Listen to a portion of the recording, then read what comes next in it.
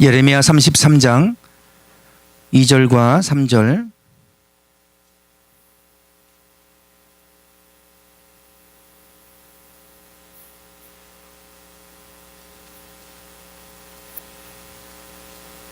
네, 2절과 3절입니다. 우리 함께 한 목소리로 읽겠습니다. 시작.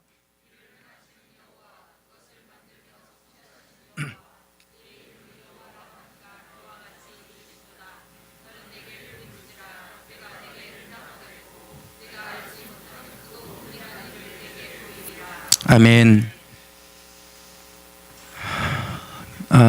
지난주 호소대에서 강의했던 주제입니다. 섬김의 리더십, 섬김에 대해서 강의를 했습니다. 뭐 그전에는 고전적인 리더십 그러면 카리스마 리더십을 얘기했지만 지금은 그렇게 하면 이제 큰일 나죠. 물론 카리스마가 필요하긴 하지만 그렇게 카리스마 리더십을 발휘하다 보면 갑질한다고 이제 욕을 먹게 되고 또 SNS로 금방 퍼져서 설 자리를 잃어버리게 되는 것을 보게 됩니다.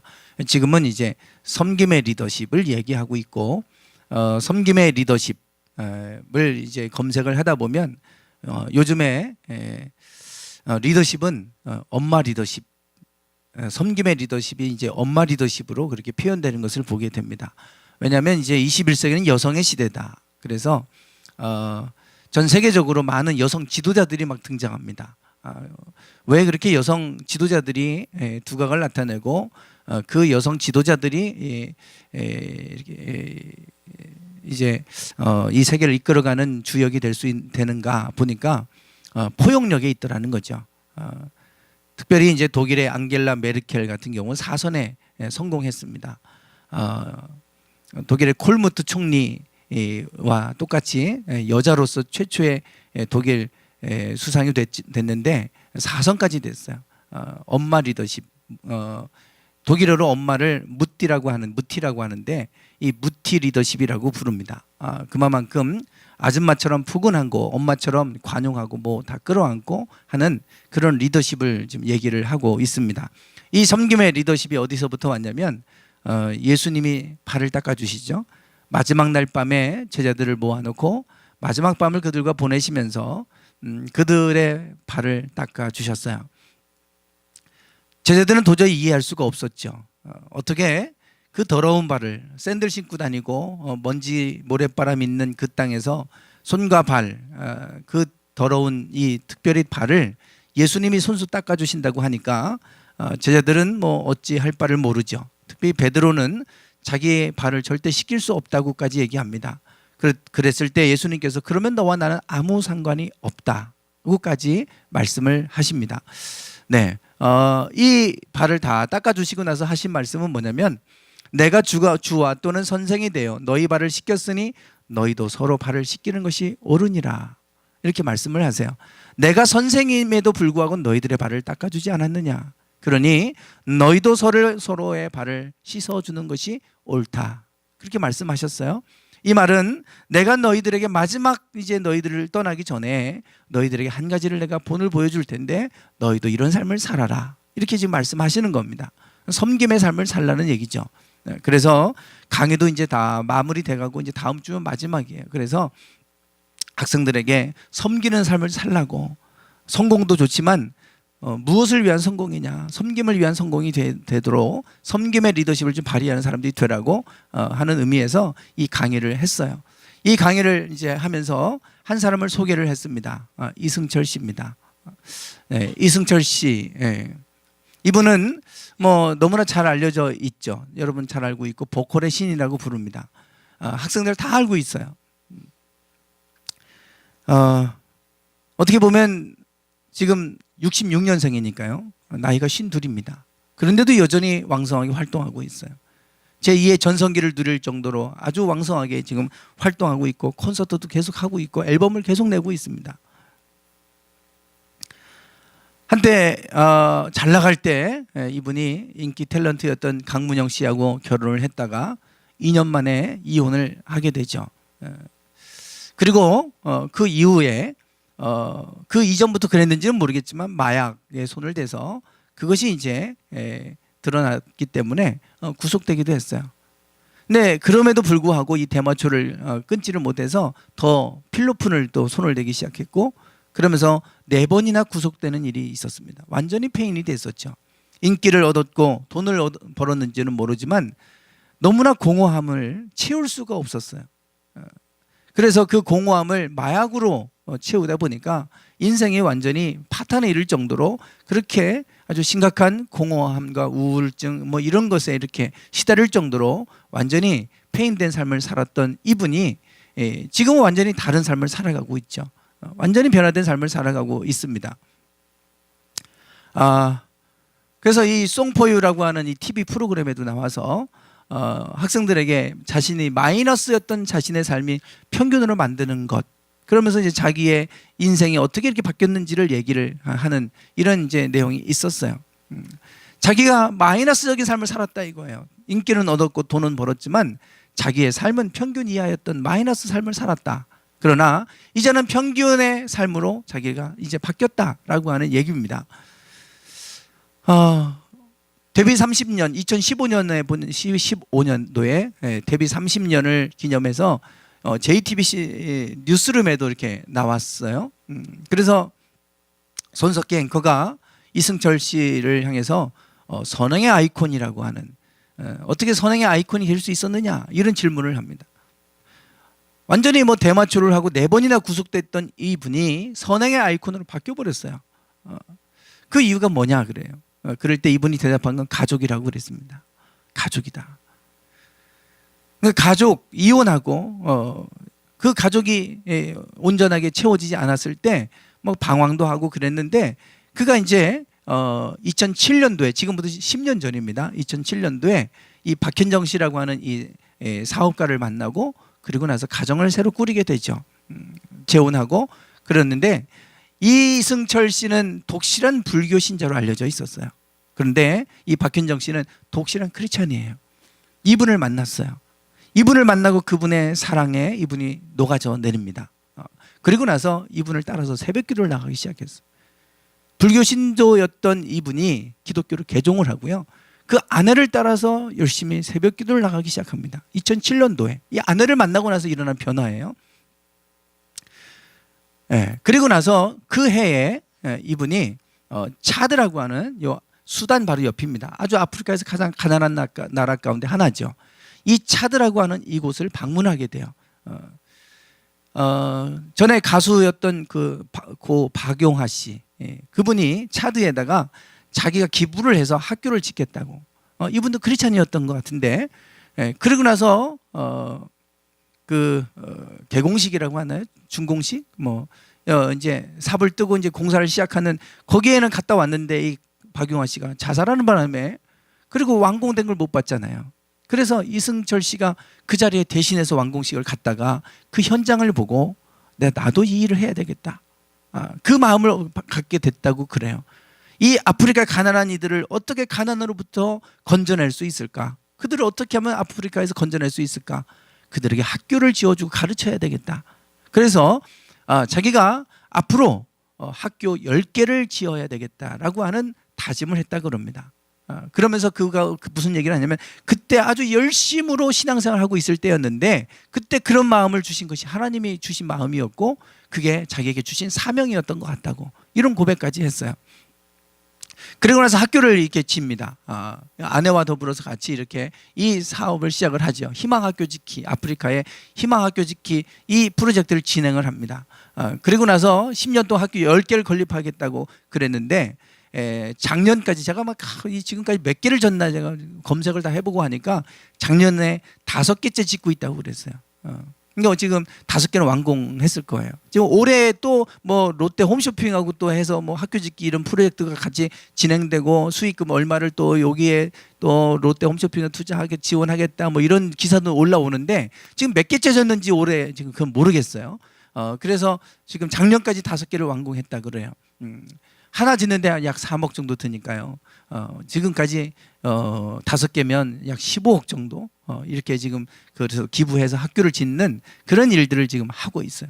바뀌었죠, 완전히. 그래서 선행의 아이콘이라 그러고요. 예, 이렇게 아프리카에 가서 아이들을 이렇게 물품을 지원을 하고 네이버스하고 굿네이버스하고 같이 해서 이런 사역들을 이제 하고 있어요. 네, 참 얼굴이 예전에 마약할 때하고 얼굴이 달라졌어요. 예, 얼굴이 그렇게 아주 푸근하고 온화한 사람으로 바뀌어 버렸습니다. 선행의 아이콘으로 바뀌어 버렸어요. 네, 그리고 나서 이게 이제 2013년도에 낸 앨범입니다. 2013년도인가요? 네, 2013년도네요. 11집 앨범을 냈는데 My Love라고 하는 이 제목으로 앨범을 냈어요. 그런데 이 앨범에 복음성가를 하나 넣었어요. 가수가 앨범에 CCM 찬양을 넣는다는 건 사실은 앨범을 팔려면 이거 엄청난 손해를 감수해야 되잖아요. 그런데 거기다가 복음성가 CCM 하나 넣었어요. 제가 좋아하는 찬양이에요. 소원이라고 하는 찬양. 제 벨소리에도 제가 오랫동안 지금 그거를 계속해서 벨소리를 쓰고 있는데, 그거를 여기다 넣어서 그리고 나서 발표를 했어요. 그 가사가 참 좋죠. 너무 좋아요. 그래서 제가 이 앨범에 수록된 소원이라는 찬양을 잠깐 들려드리고 말씀을 좀 이어가도록 하겠습니다.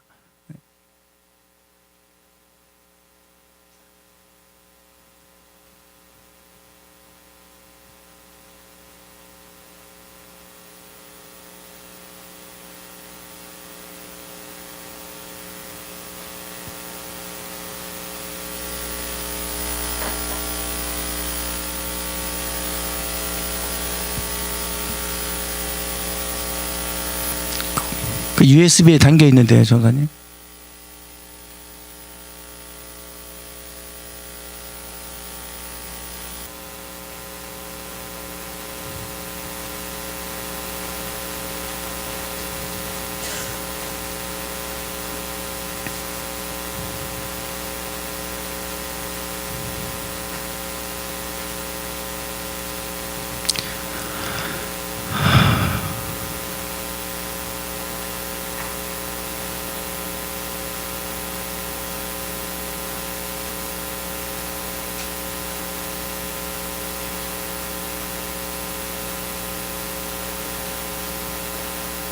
예.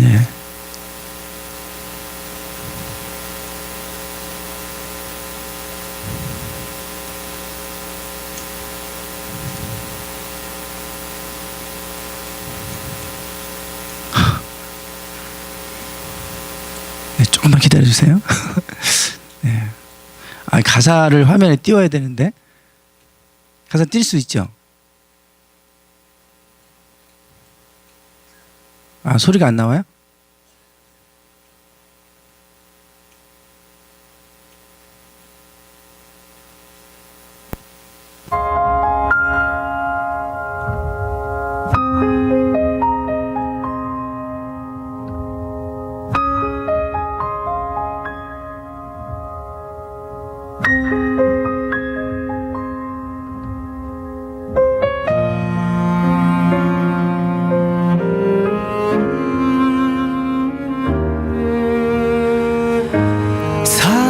작은 일에도 그 맘을 알기 원하네. 그 길, 그 좁은 길로 가기 원해. 나의 자금을 알고 그분의 크심을 알면 소망, 그 깊은 길로 가기 원하네.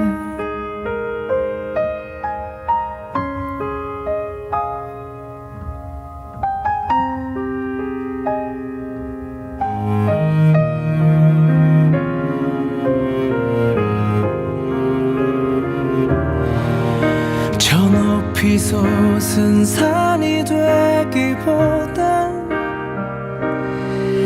여기 오름직한 동산이 되길.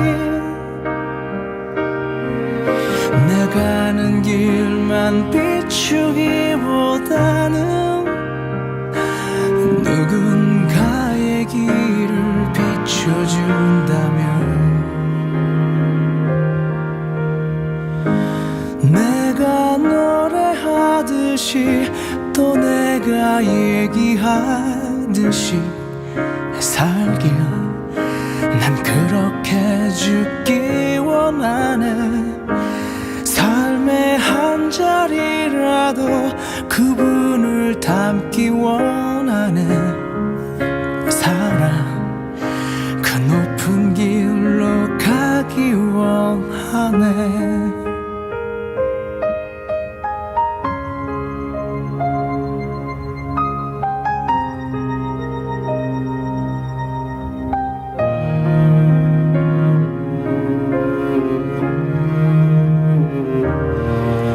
저 높이 솟은 산이 되기보다 여기 오름직한 동산이 되길. 내가 아는 길만 비추기보다는 누군가의 길을 비춰준다면 내가 노래하듯이 또 내가 얘기하듯이 살길. 난 그렇게 죽기 원하네. 삶의 한 자리라도 그분을 닮기 원하네. 사랑 그 좁은 길로 가기 원하네. 그 깊은 길로 가기 원하네. 그 높은 길로 가기 원하네.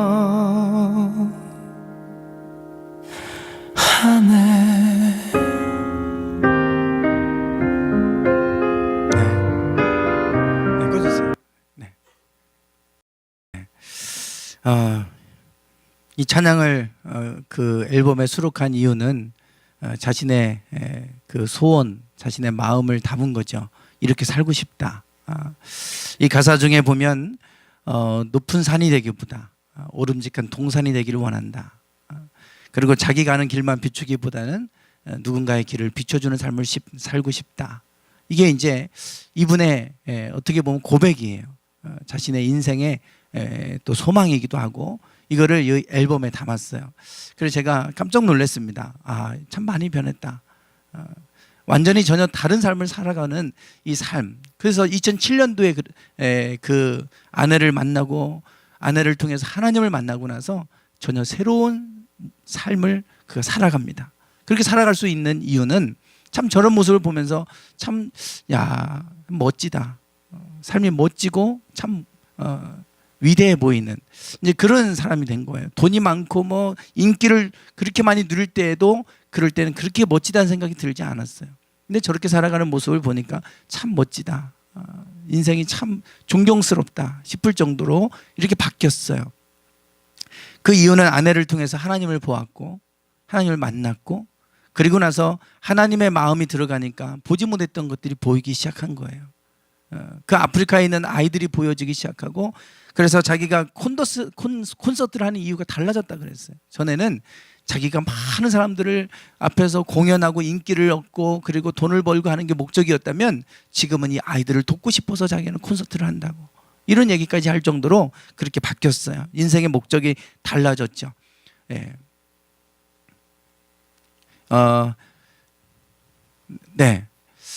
이분은 어몽길 씨입니다. 히말라야산 8,000m 이상은 16자를 세계 최초로 완등했다 그러지 않습니까? 이분이 16자를 완등하고 나서 이분도 마찬가지 학교를 짓겠다고 그러고 16개 학교를 짓겠다고 약속을 했어요. 16자를 완등한 기념으로 자기가 학교를 16개를 지어주겠다. 이제 그렇게 하고 이제 학교 짓는 사역을 하는데요. 작년까지 보니까 11개 학교를 지었대요. 그런데 이분이 인터뷰를 통해서 한 얘기가 있습니다. 뭐라고 했냐면 어느 순간 산 정상이 아닌 산 아래 사람이 보이기 시작했다 그랬어요.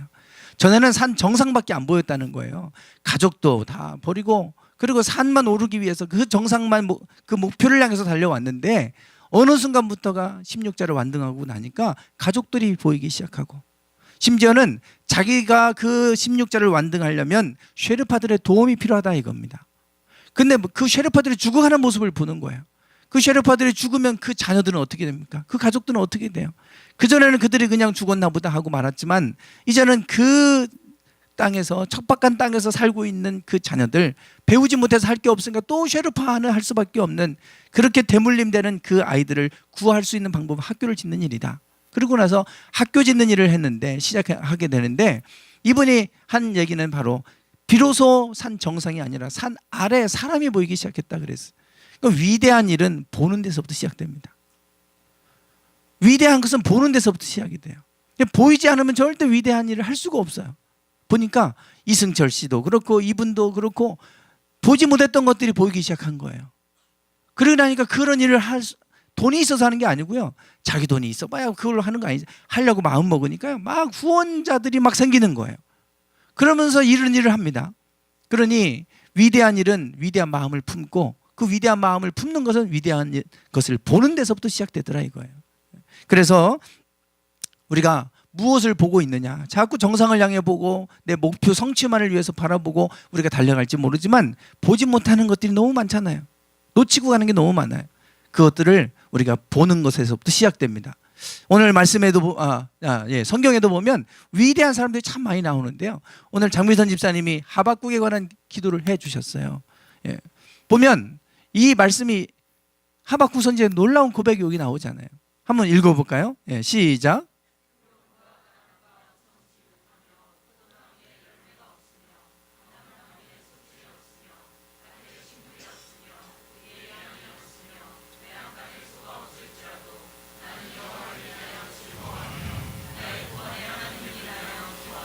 네, 하박국 선지자가 무화과 나무에 이 나무가 무성하지도 못하고 포도나무에 열매도 없고 감람나무에 소출도 없고 자기의 이런 환경 때문에 하나님 앞에 원망하고 불평했던 이 하박국 선지자가 3장에서 이런 놀라운 고백을 합니다. 1장과 3장은 완전히 달라졌어요. 완전히 전혀 다른.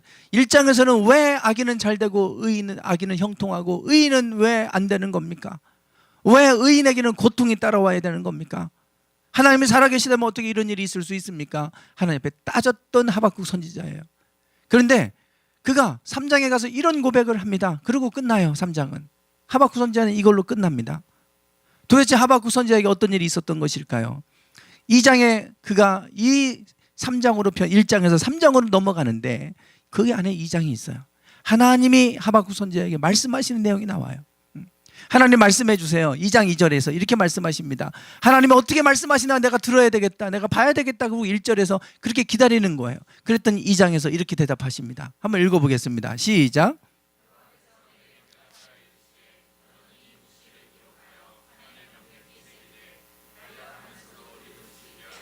네, 여기 보시면 하나님이 이 묵시를 너는 기록하고 판에 명백히 새기되 달려가면서도 읽을 수 있게 해라. 그러세요. 이 묵시라고 하는 것은 여러분 하존이라고 하는 히브리어인데 비전입니다. 비전. 우리가 계시라고 번역하기도 합니다. 환상이라고 번역하기도 해요. 하나님께서 지금 하박국 선지자에게 하나님이 그가 그동안 보지 못했던 환상을 보여주신 거예요. 비전은 환상이에요. 비전은 비지오라고 하는 라틴어에서 왔죠. 보다라는 뜻이에요. 하나님께서 보여주시는 게 비전입니다. 내가 꿈꾸는 게 비전이 아니고 하나님께서 우리에게 보여주시는 게 비전이에요. 하박국 선지자가 눈에 보이는 것만 봤어요. 왜 악인들은 잘 되고 의인들은 안 될까? 이것 때문에 좌절하고 절망했던, 원망과 불평으로 가득했던 이 하박국 선지자에게 하나님이 그의 눈을 열어서 보지 못하는 걸 보여주셨어요. 그게 비전이고 환상이에요. 하존이에요. 하존. 그거를 기록하고 판에 명백히 새기되 달려가면서도 읽을 수 있도록 그 비전을 명확하게 새겨라, 이런 거예요. 하나님께서 장차 하실 일들을 보여주신 거예요. 그걸 알고 나니까 무화과 나무 잎이 마르고 또 포도나무 열매가 없고 감람나무에 소출이 없고 외양간에 소가 없고 우리의 양떼가 없어도 여호와를 인해 나는 기뻐하고 즐거워하겠다, 그런 겁니다. 그 고백이 그냥 나온 거 아니에요. 하나님께서 눈을 열어서 보게 하셨어요. 지난달 동안 보지 못했던 걸 보게 하셨어요. 그랬더니 하박국 선지자가 놀랍게 변화됐습니다. 중요한 것은 우리가 보지 못하는 걸 보게 하시는 거예요. 사도 바울이 육체의 가시 때문에 고통스러울 때 하나님은 그 육체의 가시의 의미를 알려주시잖아요. 보지 못한 걸 봤을 때 오히려 그거를 내가 자랑하겠다, 바뀌어버렸어요. 그러니까 바뀌어가는 모습에는 하나님이 계세요. 이승철 씨든 뭐 성경의 위대한 인물들이든 그 속에 하나님을 만났고 그들은 그 속에서 하나님이 보여주시는 것 남들이 보지 못하는 걸 보았어요. 거기서부터 위대한 삶이 시작됩니다. 그래서 잠언 29장 18절에도 묵시가 없으면 백성이 방자히 행하거니와, 이 방자히 행한다 이 말이 상당히 방자한 표현 같잖아요. 방자히 행하거니와, 이 단어가 뭔가 제가 무슨 단어길래 이렇게 번역을 했을까 그랬더니 풀어놓다 이런 뜻이에요. 보니까 그러니까 그냥 막 풀어놔가지고 자기 마음대로 살아간다 이거예요. 비전이 없으면 그렇다는 겁니다. 하존이 없으면, 하나님이 주시는 비전이 없으면 백성들이 자기 마음대로 하고 싶은 대로 마음대로 산다 이거예요. 그러나 율법을 지키는 자는 복이 있다 그랬잖아요. 이 하나님이 주시는 비전을 갖고 있는 사람들은 세상 가운데 마음대로 사는 게 아니라 하나님 말씀을 따라 살아가는 거예요. 그런 자에게 복이 있다 그러시잖아요. 하나님이 비전을 주신다는 거예요. 비전. 여러분 어떤 일을 하더라도 여러분들에게 비전을 주시면 여러분 그 환경 속에서, 상황 속에 여러분 이겨낼 수 있어요. 그 속에서 감사하며 나갈 수 있어요. 그 비전은 하나님이 이루실 일입니다. 내가 이루는 게 아니고 하나님이 보여주신 건 하나님이 이루시죠. 그게 비전입니다. 그 비전이 없으면 백성이 자기 하고 싶은 대로 마음대로 산다는 거예요. 방자하게 아무렇게나 살고 싶은 대로 산다는 거예요. 그래서 하나님을 만난 사람들을 보니까 함부로 살지 않아요. 아까 보세요. 선행의 아이콘으로 바뀌어버리잖아요. 섬김의 삶을 살고 정말 고귀한 삶을 살아가잖아요. 하나님이 비전을 주신 거예요. 보여주신 거예요. 지금까지 못 보던 것을 눈을 열어 보여주셨어요. 여기서부터 위대한 삶이 시작됩니다. 자, 오늘 말씀입니다. 예레미야 33장 2절, 너무 잘 아는 말씀이잖아요. 2절 같이 다시 한번 읽어보겠습니다. 시작.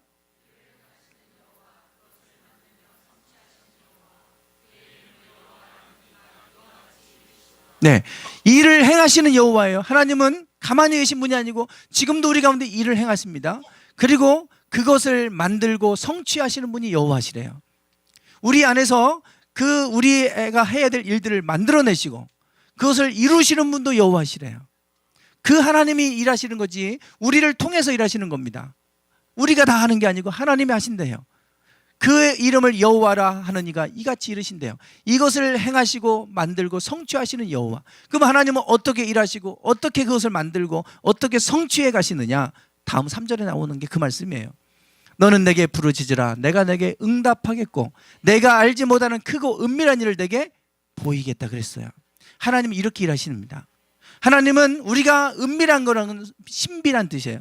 우리에게 비밀스럽게 감춰져 있는 것을 내가 너에게 보여주겠다는 거예요. 그래서 하나님이 일하시고 그걸 만들고 성취해 가신다는 겁니다. 하나님 일하시는 방식은 그래요. 그러니까 하나님은 우리 가운데 일하실 때 그것을 또 성취하게 하실 때는 우리가 보지 못하는 은밀한 것들을 보여주세요. 비전을 주시는 거예요. 하존, 환상을 보여주시는 거예요. 우리가 해야 될 일들을 보여주시는 거예요. 이것을 통해서 하나님은 우리로 하여금 가게 하시고 그것을 통해서 우리가 가는 곳에서 하나님이 일하셔서 그것을 성취하시는 분이 하나님이십니다. 그래서 이거를 보여주시는데 어떤 자에게 보이신다고 그럽니까? 내게 부르짖으라 그랬어요. 그러면 내가 너에게 응답하는데 너희가 해야 될 일들을 내가 보여주겠다 그러시는 거예요. 부르짖으라고 하는 건 하나님을 간절히 찾으라 이겁니다. 하나님을 간절히 찾으면 하나님 만나주시고 그리고 나서 이와 같은 일들을 하시겠다 그랬어요. 삭개오가 예수님을 만나서 변했어요. 예수님을 만났죠. 삭개오는 세리장입니다. 다른 사람의 돈을 세금을 걷어들이는데 당시 로마의 앞잡이니까 얼마나 많은 세금을 걷어들이려고 했겠어요. 그래서 로마에 갖다 바치고 나머지는 이마에 포켓해서 자기 소유를 만들었단 말이에요. 그래서 죄인 중에 죄인 그러면 세리를 꼽을 정도였습니다. 그랬던 이 삭개오가 변화됐어요. 예수님을 만나고 나서 이렇게 얘기합니다. 주여 보시옵소서 내 소유의 절반을 가난한 자들에게 주겠사오며 만일 네 것을 토색한 일이, 토색은 부당하게 착취한 것을 얘기하죠. 그러면 내가 4배로 갚겠다는 겁니다. 자기가 자기 소유에 그렇게 돈을 벌기 위해서 혈안이 됐던 이 사람이 자기 소유의 절반을 떼어서 가난한 자에게 나눠주겠다 그랬고 내가 부당하게 착취한 게 있으면 4배로 갚겠습니다. 엄청난 고백을 합니다. 놀라운 고백을 했어요. 예수님을 만났을 때 그는 새로운, 그것이 전부가 아니라는 걸 알게 되고 그는 이제 새로운 변화되는 그런 고백을 하고 있는 것을 볼 수가 있어요. 주님을 만났고 그가 인생의 새로운 눈이 열렸습니다. 그래서 이제 인생의 새로운 고백을 하고 새로운 출발하겠다고 이렇게 고백하는 모습을 보게 돼요. 이와 같이 삭개오가 주님을 만나서 변화되는데 그가 어떻게 새로운 삶을 살아가느냐. 주님을 만나는 데서부터 시작됐어요. 근데 그 주님을 만날 때 그는 지금 뽕나무 위에, 돌감람나무라고 그러죠. 우리는 번역할 때 뽕나무라고 번역을 했지만 이 사람들이 너무나 많이 군중들이 있어서 예수님을 보지 못하니까 이 나무 위에 올라가죠. 얼마나 간절했는지. 간절하니까 하나님이 뽕나무를 보게 하셨어요. 그리고 나서 거기에서 주님을 보다가 주님을 만나는 거예요. 그러니까 주님은 지금 이 삭개오를 보면서 그의 간절한 마음을 보신 거예요. 그리고 만나 주신 거예요. 반드시 간절한 마음이 있으면 너는 내게 부르짖으라 그랬잖아요. 간절한 마음으로 주님을 찾으면 하나님 반드시 만나 주십니다. 간절한 마음이 있으면 그러면 길이 보여요. 간절함이 있으면 길이 보입니다. 뽕나무가 보이잖아요. 다 막혀서 기도 좀만 하고 막혀서 갈 수도 없는데 근데 남들이 보지 못하는 뽕나무가 보여서 거기에 올라갑니다. 지붕 친구들의 중풍병자를 예수님께 데려가려고 했더니 집에 사람이 다 대문 밖까지 사람들이 많아가지고 들어가지를 못해요. 그런데 이 지붕을 뜯고 침상을 달아내렸다는 거 아닙니까? 그래서 예수님을 만나기 위해서 이 사람 친구를 낫게 하는 일이 성경에 기록이 되어져 있어요. 남들이 보지 못하는 걸 봅니다. 간절하면 보이는 거예요. 간절한 마음을 갖고 있으면 하나님 보여주세요. 내가 나아가야 될 길을 보여주시고 남들은 막혔다고 생각하는데 여기 구멍 뚫어서 내릴 생각은 누가 했겠습니까? 그래서 우리가 하나님 앞에 간절한 마음이 있으면 반드시 하나님은 피할 길을 보여주시고 나아가야 될 길들을 보여주십니다. 그래서 예레미야 29장 12절과 13절 이렇게 말씀하죠. 읽어보겠습니다. 시작.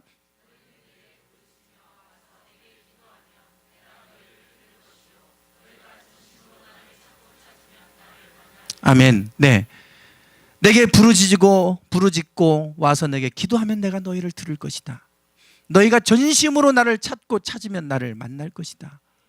29장이에요. 그리고 33장에 가서 너는 내게 부르짖으면 내가 알지 못하는 크고 은밀한 일을 내가 보여주겠다. 그렇게 말씀하세요. 위대한 것은 우리가 돈이 많아야 위대해질 수 있는 거 아닙니다. 하나님이 보여주시면 그 비전 가지고 나가면 거기서 우리는 위대한 삶을 살아가게 돼요. 중요한 것은 우리의 눈이 세상적인 것 때문에 막혀서 보지를 못하는 거예요. 옆에 있는 사람들이 보이지 않아요. 내 가족들이 보이지 않고 그 목표를 향해 가다 보니 내 주변에서 고통하고 갖고 있는 신음하고 있는 사람들이 보이지 않아요. 그러니까 나만을 위한 삶을 살아가는 거죠. 그러나 눈이 열려지면 그때부터 내가 보이지 못했던 사람들이 보여요. 그러다 보면 우리가 그 안에서 하나님의 사랑이 우리를 통해 흘러가게 되는 거고 그러면서 고귀한 삶을 살아가는 거 아니겠습니까? 오늘 우리가 보기를 원합니다. 눈먼 자가 주여 내가 보기를 원하나이다. 그렇게 간절히 부르짖었을 때 내가 너에게 무엇을 하여 주길 원하냐? 주여 내가 보기를 원하나이다. 오늘 우리가 그런 마음으로 하나님 앞에 나아가기 원합니다. 간절히 하나님 보여주세요. 내가 어떻게 살기를 원하세요? 보여주세요. 하나님 내가 앞으로 어떤 일을 하기를 원하세요? 보여주세요. 하나님 앞에 간절한 마음으로 하나님 앞에 나아가면 하나님은 눈을 열어 보게 하실 줄 믿습니다. 거기서부터 위대한 일은 시작될 줄 믿습니다. 기도하겠습니다.